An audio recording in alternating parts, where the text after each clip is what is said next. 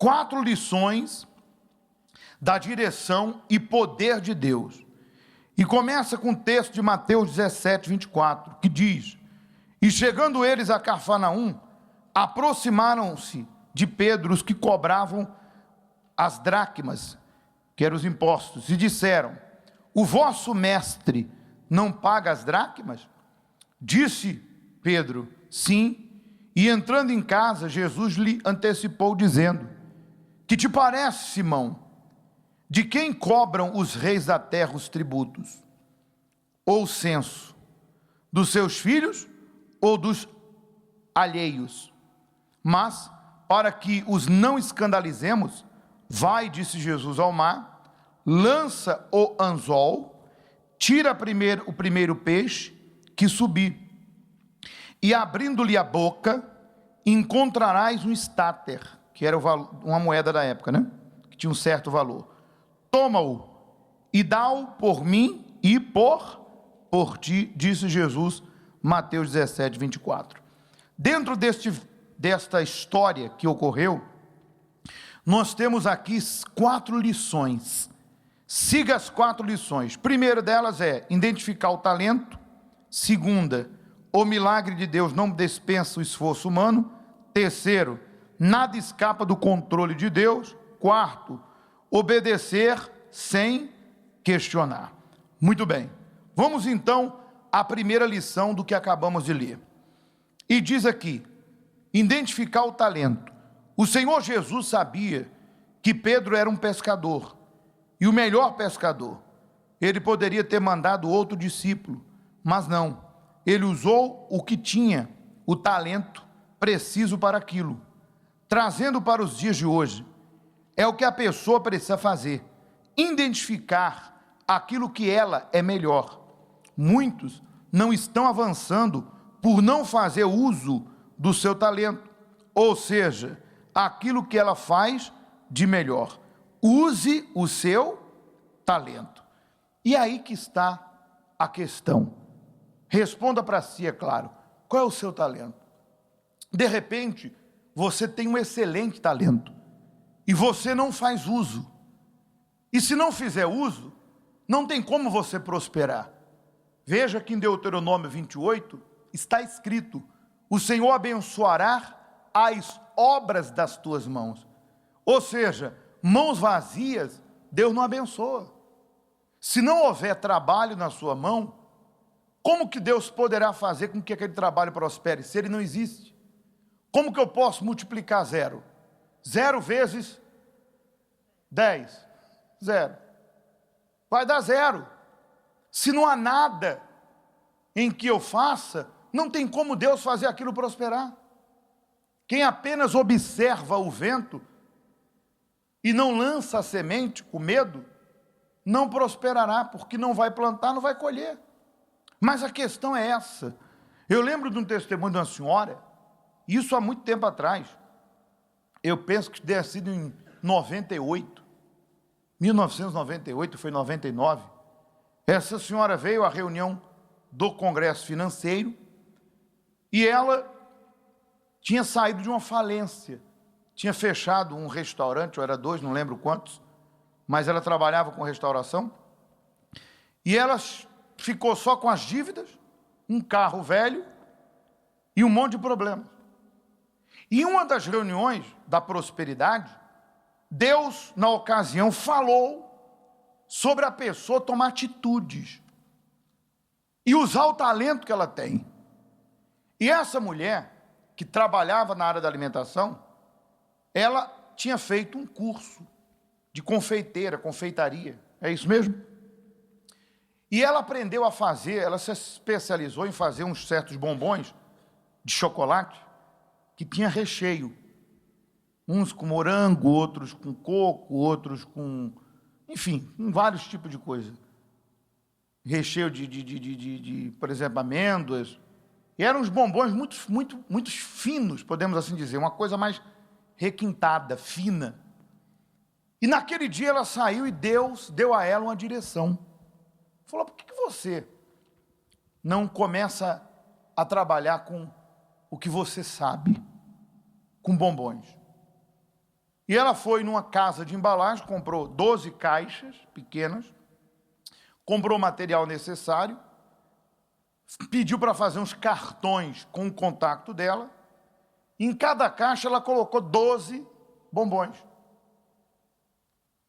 Cada um de um jeito, né? Conforme ela sabia fazer.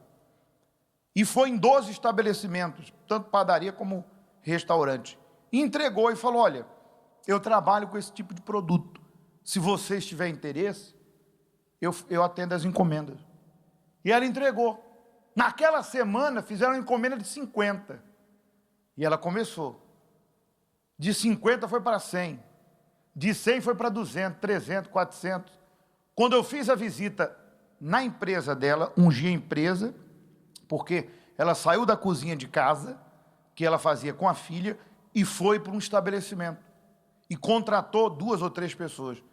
Quando eu ungi a empresa, e uma conquista que ela teve foi um apartamento, ela já estava a entregar 3.500 bombons por dia.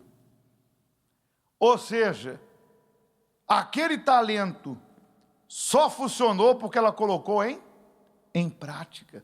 Então, veja qual é o seu talento e coloque ele em prática. E quando nós usamos um exemplo, fica mais claro. Não precisa nem falar mais nada. Falta atitude naquilo que você faz. Vamos à segunda lição. Segunda lição é: o milagre de Deus não dispensa o esforço humano. Não adianta a pessoa ter um talento e apenas ficar sonhando com ele. Não adianta ter talento e não se esforçar, fazendo uso dele, se dedicando, se empenhando para alcançar aquilo que se quer. O milagre foi o dinheiro na boca do peixe, mas Pedro teve que lançar o anzol. Deus faz a parte dele, mas a parte que cabe à pessoa, ela tem que fazer. Eu tenho que lançar o quê? O anzol. Muito forte, né? Ou seja, se Deus não edificar, em vão trabalha. Mas tem que ter quem trabalhe. Se Pedro não lançasse o anzol e não pescasse o peixe, Deus não ia fazer com que ele acertasse o peixe que tinha o quê? A dracma na boca. Tinha um estáter na boca. Então, quando você começa a trabalhar e coloca na mão de Deus esse trabalho, esse produto, então Deus vai arrumar os meios e as pessoas necessárias para que as coisas aconteçam. E digamos que você hoje esteja trabalhando, eu até dei um exemplo de manhã, num ramo que isso hoje de repente está obsoleto, já não traz mais o resultado que deveria. Porque entenda, não é falta de fé, tampouco derrota, uma pessoa usar de estratégia. E ela entender que ela está trabalhando num ramo que já não é mais o que era, já não dá como dava antes. E ela entendeu o seguinte: eu preciso acompanhar o ritmo aí fora. Eu preciso acertar a veia, o alvo. Isso aqui já não dá como dava antes, mas isso aqui o mercado desse determinado produto está dando mais. Dessa determinada comida está dando mais, um exemplo. Eu vou partir para isso aqui. Isso não é derrota, isso é estratégia. Veja, quem aí você fez, tempos atrás, mas muito tempo, curso de datilografia? Quem fez? Onde que você vai arrumar emprego de datilografia hoje?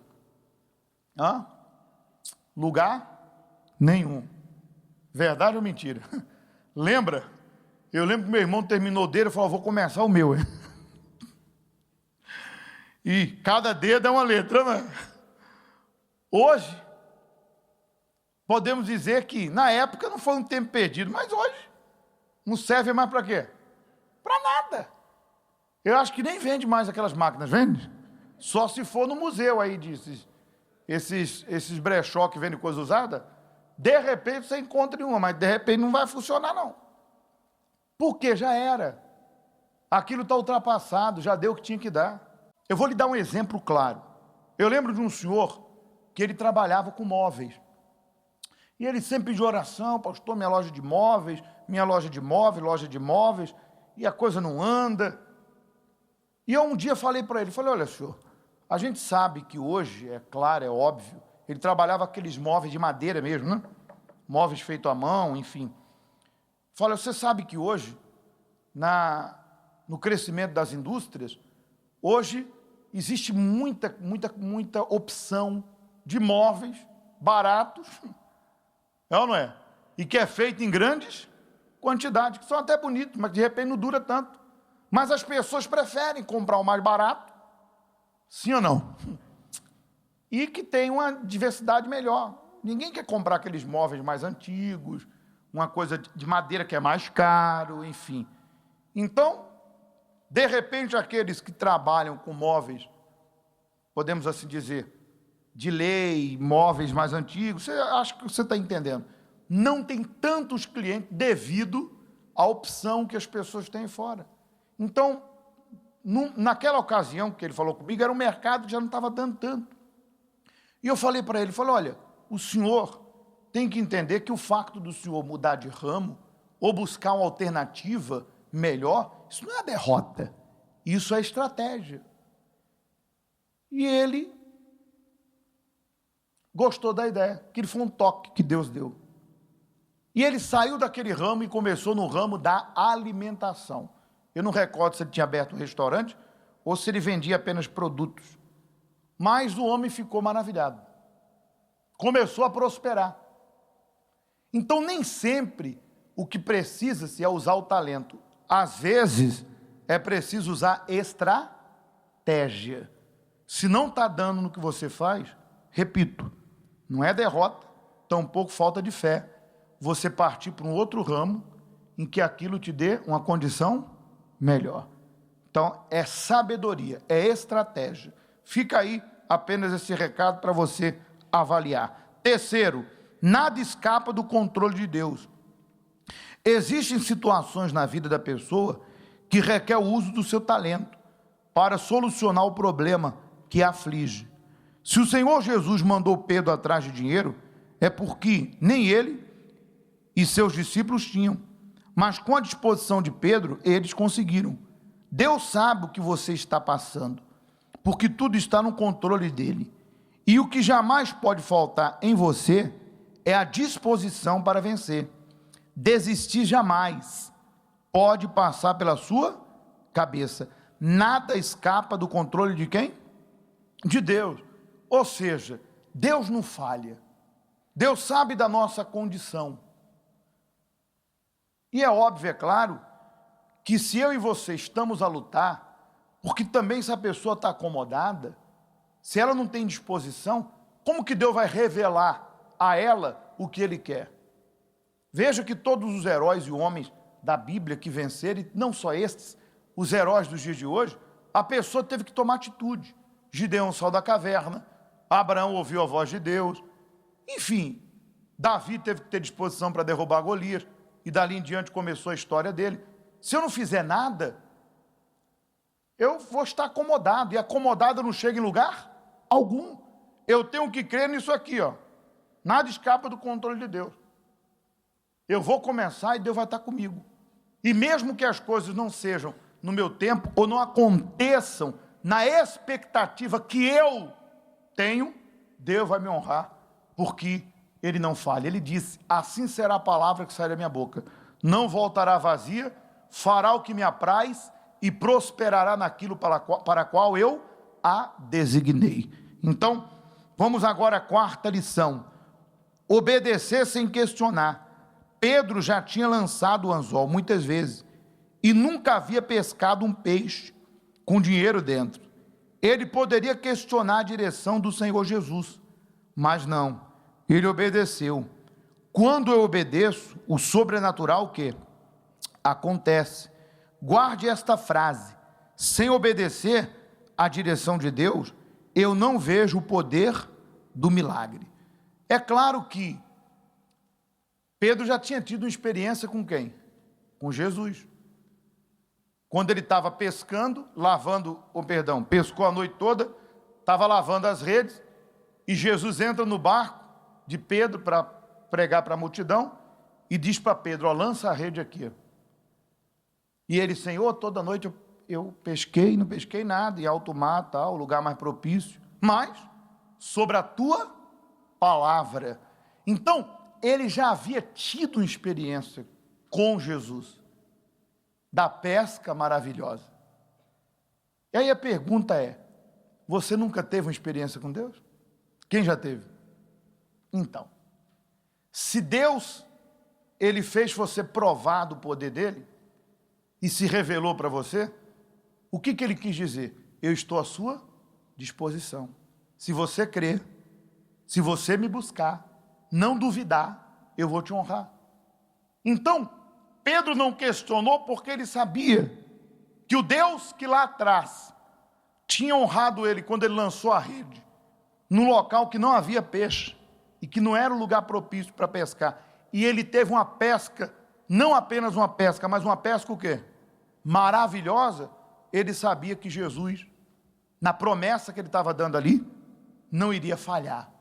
Então, às vezes, gente, é normal, de aos olhos humanos, você vê um quadro diante da tua vida, de problemas, e você pensa assim, poxa, será? Vem a voz, vem o pensamento, vem a dúvida. Nós somos humanos. O diabo não está proibido de tentar, de sugerir. Tu não pode, tu não consegue, não adianta.